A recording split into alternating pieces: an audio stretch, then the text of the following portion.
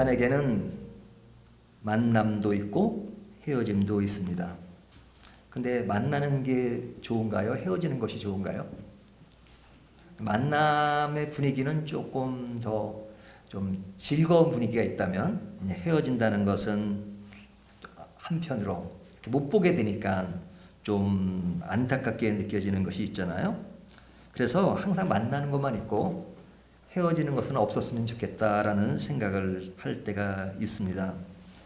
하지만 인간이 살아가는 데 있어서 항상 만남만 있을 수 없고 헤어짐이 없을 수는 없습니다. 왜냐하면 이 만남과 헤어짐은 하나의 상반된 그런 것이 아니라 함께 어우러져 있는 겁니다.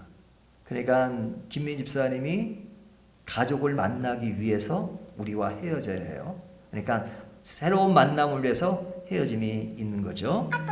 세상 원리가 그렇습니다. 우리가 자녀들이 부모 밑에 자라지만 우리가 자녀들이 커서 이제 결혼을 하게 되면 가정을 떠나야 되잖아요. 그러니까 새로운 가정을 꾸리기 위해서는 또 이런 헤어짐이 있어야 되는 그런 것이죠. 뭐 그것뿐이겠습니까? 여러 가지 일들이 다 그런 원리 속에서 이루어지는 일들이 많죠. 그래서 인간은 살아가는 데 있어서 어쩔 수 없이 만남과 헤어짐은 늘 겪으면서 살게 되는 겁니다. 근데 이 두 가지 감정, 어떤 만남의 감정, 또 헤어짐의 감정, 이런 것들이 항상 있을 수 있는데 어떤 하나의 감정만 우리가 가질 수가 없잖아요. 이 두 가지 감정을 늘 겪으면서 살아야 됩니다. 그래서 우리가 이 두 가지의 감정들을 잘 묘사하는 말씀들이 있는데 그 중에 하나가 시편 23편이 아닌가 싶습니다. 시편 23편은 제가 굉장히 좋아하는데요. 좋아하게 된 그 이유가 뭐냐면 저희 가정사를 말씀드리면 저도 부모님 밑에 있다가 부모님과 헤어지는 그때가 있었잖아요. 언제 헤어지냐면 군대 갈 때. 군대 갈 때 3년 동안 군대를 가려고 하니까 저희 아버지가 떠나기 전날 시편 23편을 읽어주시면서 하여튼 잘 갔다 와라. 군생활 잘 하라. 그러면서 시편 23편을 읽어주셨어요. 그리고 제가 영국으로 유학 갈 때도 한동안 떨어지게 되니까 또 그때도 시편 23편을 읽어주셨어요. 그러니까 저희 아버지는 제가 헤어질 때마다 늘 시편 23편을 읽어주셨어요. 근데 그것이 저에게도 깊이 있게 남아있어서 그런지 제가 목회를 하면서 항상 헤어지는 경우에 대부분 시편 23편을 가지고 늘 말씀을 나눴던 것 같습니다. 근데 이 시편 23편을 그렇게 좋아하면서 헤어질 때 나누는 이유는 뭐냐면 시편 23편은 그 헤어지는 그 모습 또 그 헤어짐 자체로 끝나는 것이 아니라 만남의 감정 이 두 가지 양면이 다 섞여 있어요. 그래서 시편 23편은 어느 때 읽어도 어울리는 시입니다. 장례식 때 읽어도 어울리고 결혼식 때 읽어도 어울리고 기쁠 때 읽어도 어울리고 슬플 때 읽어도 어울리고 만날 때 읽어도 어울리고 헤어질 때 읽어도 어울리는 시가 시편 23편 시예요. 어떤 구절은 하나에만 정착되어 있는 경우가 많잖아요. 하지만 이거는 어떤 상황이든지 만남과 헤어짐의 감정을 동시에 담은 시가 23편이라고 볼 수 있습니다. 그러면 어떻게 이렇게 양면성을 다 충족시킬 수 있는 말씀일까? 사람들은 살아가면서 늘 상황에 접하게 되잖아요. 아까 말씀드린 것처럼 만나고 헤어지는 것. 근데 이 말씀은 어떤 상황들을 다 고려하면서 그 전개되는 핵심이 뭐냐면 관계 중심으로 맥을 이어갑니다. 관계 중심으로. 그러니까 시편 23편을 읽어보면 여호와는 나의 목자시니죠. 여호와는 나의 목자시니. 그러니까 하나님이 나의 목자라는 겁니다. 그래서 내가 부족함이 없다 그러죠. 또 2절을 보면 그가 나를 누이시고 그가 누구예요?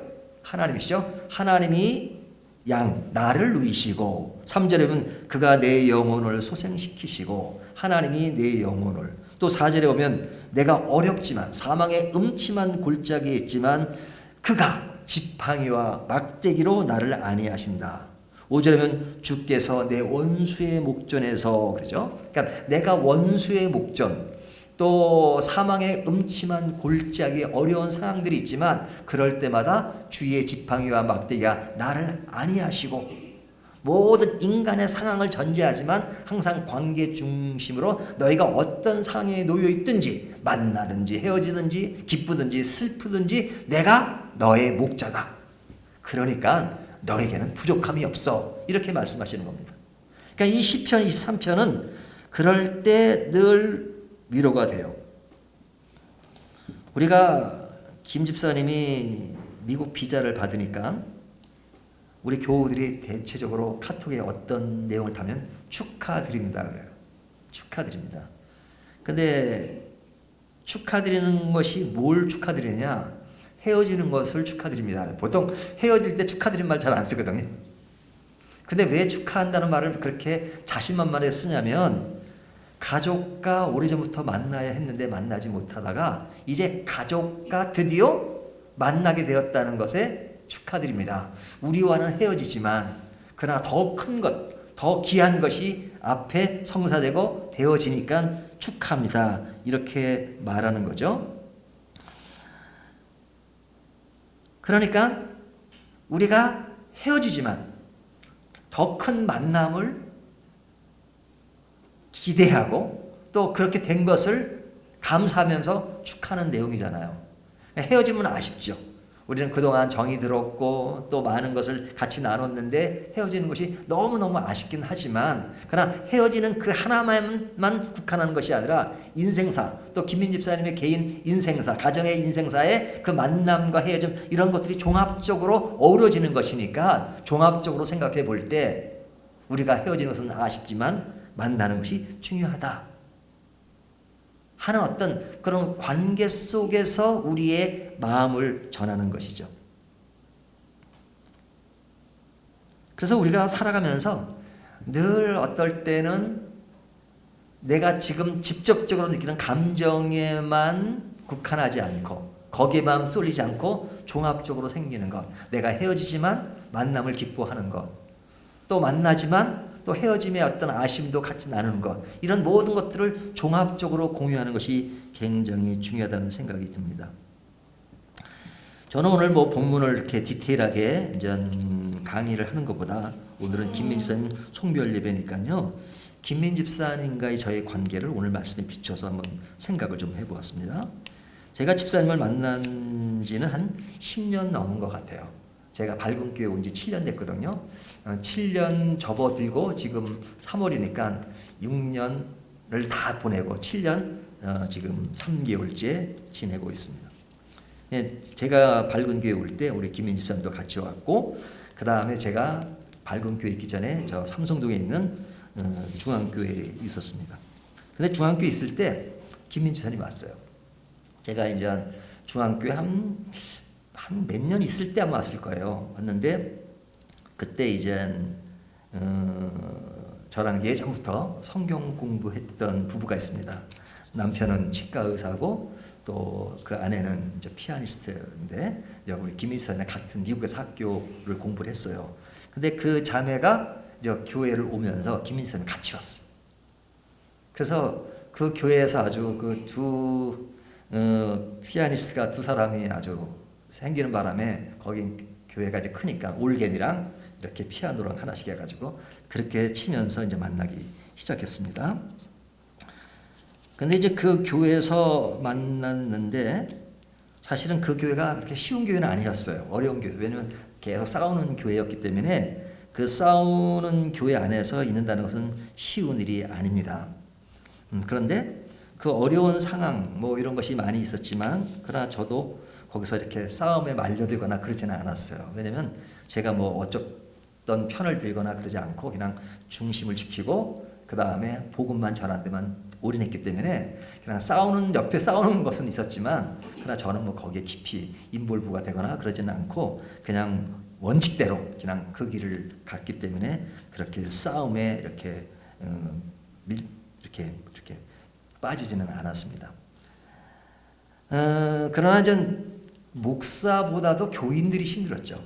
제가 중학교에 있는 동안에 계산을 해보니까 제가 있는 동안에 100가정이 새로 왔더라고요. 근데 그분들이 오래 견디지를 못했어요. 그냥 조금 있다가 또 이렇게 막 옆에 싸우는 모습이 있으면 또 그거 보고, 목사님 보고 왔는데 또 교회가 막 이런 모습이니까 또 오래 못 견디고 막 가고. 사람들은 많이 왔는데 이제 이렇게 많이 갔습니다. 이제 그런 와중에 교회를 돕기 위해서, 순수하게 교회를 돕기 위해서 오신 분들이 힘든 상황들이 많죠. 이런 말도 있고 저런 말도 있고. 근데 이제 김민 집사님이랑은 저랑은 지금 10년 가까이인데 아주 인간적으로 가깝게 얘기도 많이 하고 그 다음에 많이 만나고 그러지는 못했던 것 같아요. 그렇죠, 집사님? 그러니까 10년 동안 같이 있었지만 제가 이렇게 좀 그런 면이 약해요. 좀 이렇게 다정다감하고 그런 거 같으면서도 이렇게 아주 그냥 사람에게 푹 빠지는 스타일은 아닌가 봐요. 그러니까 김민 집사님이랑 한 10년 이렇게 만났지만 교회 생활도 같이 했지만 뭐 식사한 거를 따져도 몇 번 안 되고 사실은 막 둘이 앉아가지고 밤새도록 있고 뭐 그런 적이 없었던 것 같고 뭐 얘기를 잠깐 나눈 적 있지만 그것도 사실은 손꼽을 정도. 그렇죠? 또 제가 막 교회 일에 대해서 어떤 여러 가지 이렇게 어려움을 당하기도 하고 그러지만 그것을 가지고 막 그냥 그렇게 깊이 나누는 경우는 거의 없어요. 그냥 속으로 그냥 이렇게 생각하고 말지 그것을 가지고 막 그냥 나누는 경우는 많지 않습니다. 그런 관계에서 김민 집사님이랑은 저랑 뭐 깊은 교류가 있지 않았어요. 근데 제가 중앙교회에 있다가 밝은 교회로 올 때 그때 제가 그 교회에 있다가 밝은 교회로 오기 때문에 내가 가니까 내가 있을 때 온 교우들은 밝은 교회 갑시다 그러진 않죠. 그냥 저는 그냥 그런 면에 철저한 사람이니까. 그런데 김민 집사님이 저를 만나고 목사님 제가 중앙교회에 있는 거는 목사님이 계신 거 알고 왔고 또 목사님의 어떤 그런 모든 생각이나 이런 것들이 공유돼서 왔는데 목사님이 가게 됐으니까 저도 가겠습니다. 그래서 먼저 우리 청년 몇 사람이랑 같이 이렇게 밝은 교회로 오게 됐습니다. 밝은 교회 처음에 왔을 때 이제 제가 이 부임하기 전에 한두 전에 이제 한번 왔는 적이 있었는데 분위기를 보고 그 중에 청년 하나가 목사님 꼭 밝은 교회 꼭 오셔야 돼요. 너무 이렇게 초라하게 보였던 모양입니다. 꼭 오셔야 됩니까? 내가 생각을 많이 하고 온 곳이니까 보이는 것이 전부가 아니라 또 이 속에서 하나님의 특별한 또 사역의 역사가 있을 것이다. 이제 그러면서 이제 같이 어울리면서 어려운 상황 속에서 이제 계속 있어 왔습니다. 어떤 정치적이거나 또 어떤 파벌이 조성돼서 같이 어울리면서 있었던 것이 아니고 여러 가지 친밀한 관계도 유지하지 않았지만 그러나 함께 10년을 보낸 것은 하나의 목표가 같았던 것 같아요. 하나의 목표가. 그 목표는 저는 그렇게 생각합니다. 하나님을 사랑하는 것이 아니었을까.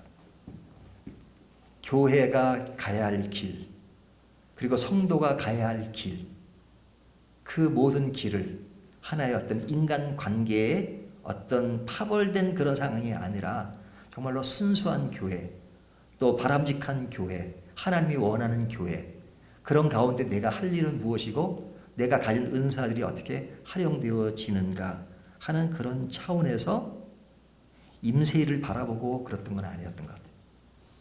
하나님을 바라보고 거기에 그래도 부합된다고 생각해서 그동안 여러 가지 어려운 상황이 있지만 꿋꿋하게 10년을 같이 보냈던 것 같습니다. 그렇기 때문에 저는 이렇게 오늘 송별 예배를 드리면서 그것이 너무나도 값진 것이 아니었는가라는 생각이 들고 또 그런 어려울 때 흔들림 없이 계속 이 자리를 유지했던 것이 너무너무 감사하다 하는 생각이 듭니다.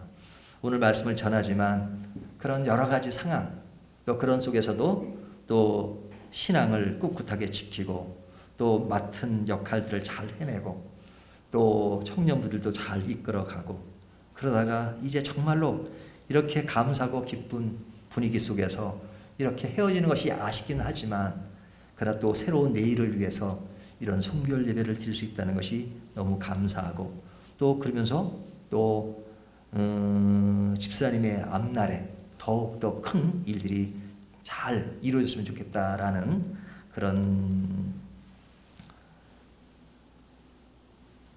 말씀을 전하고 싶습니다. 진짜 가족들과 얼마나 보고 싶었겠어요. 그런데 가족과 만나서 더욱더 가족 안에서 보내시기를 바라고 또 이제 하는 일도 또 하나님께서 또 새롭게 또 인도하실 것이라고 믿습니다. 그동안 함께 신뢰해주고 또 모든 어려움을 같이 해준 우리 집사님께 감사를 드리면서 이 시의 내용을 한 번 더 제가 읽어드리겠습니다. 여호와는 나의 목자시니 내게 부족함이 없으리로다. 부족함이 없는 것은 다른 상황과 또 다른 무엇인가가 아니라 여호와가 나의 목자시기 때문에 부족함이 없다라고 다윗은 고백합니다. 그가 나를 푸른 풀밭에 누이시며 쉴만한 물가로 인도하시는도다. 어려운 상황이 있지만 늘 주님은 그의 양들을 푸른 풀밭에 누이시고 쉴만한 물가로 인도하신다. 양은 이 겁이 많은 동물이기 때문에요. 이 마음이 편하지 않으면 눕지를 못해요. 하지만 주님이 하나님이 부족함이 없게 하시고 편안하게 풀밭에 누이신다고 말씀하십니다. 내 영혼을 소생시키시고 자기 이름을 위하여 의의 길로 인도하시는도다. 우리를 새롭게 하시고 자기 이름을 위하여 의의 길로 인도하시는도다. 내가 사망의 음침한 골짜기로 다닐지라도 해를 두려워하지 않을 것은 주께서 나와 함께 하심이라. 이 다윗의 시가 강조되는 것은 뭐냐면 어려운 상황은 그대로 다 얘기해요. 음침한 골짜기.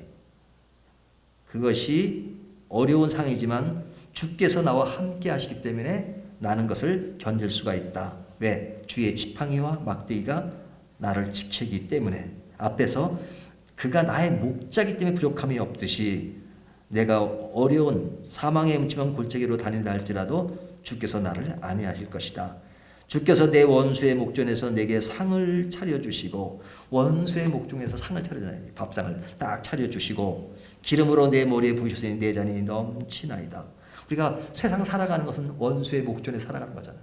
우리가 세상에서 이루어지는 일들이 항상 좋거나 뭐 좋은 일이 아니잖아요. 많은 문제, 왜곡 이런 것이 많지만 그런 가운데서도 하나님은 그의 백성에게 뭘 차려주세요? 우리 한국식으로 말하면 밥상을 차려주시는 밥상.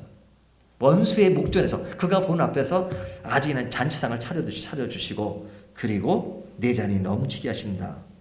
내 평생의 선하심과 인자심이 반드시 나를 따르리니 내가 여호와의 집에 영원히 살리로다. 하나님이 평생 동안 함께 하시기 때문에 내가 여호와의 집에 영원히 살리로다. 여호와의 집에 영원히 사는 것, 그것이 내게 부족함이 없는 것이고 그것이 나의 행복을 끝까지 지켜주는 겁니다. 우리 김민희 집사님에게 그런 축복과 그런 사랑이 늘 넘치기를 바라겠습니다.